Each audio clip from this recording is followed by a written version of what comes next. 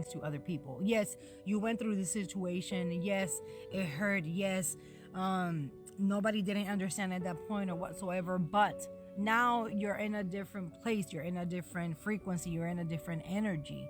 So you're able to explain, you're able to talk about this situation, this past situation or whatsoever, but be mindful that you're not there anymore. You're not stuck in that position anymore. You're in a new frequency, right?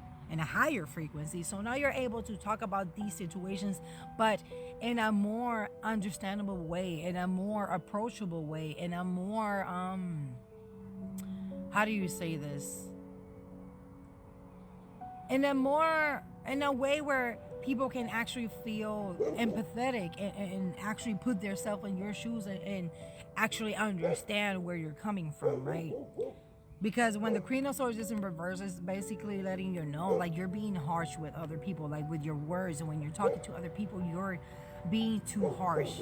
Like, yes, you might be telling them the truth, but do it to a certain point, right? Where they can actually understand, not to a point where you're hurting them, right? Because sometimes we can say things to other people, and even though it's true, but in the way we say it, we're not fixing the situation, we're just making it worse. And in terms of being more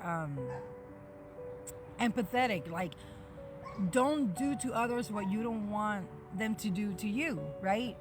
That's how it's supposed to be.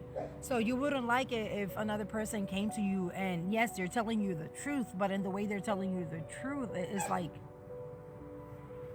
you're not helping the situation, you know?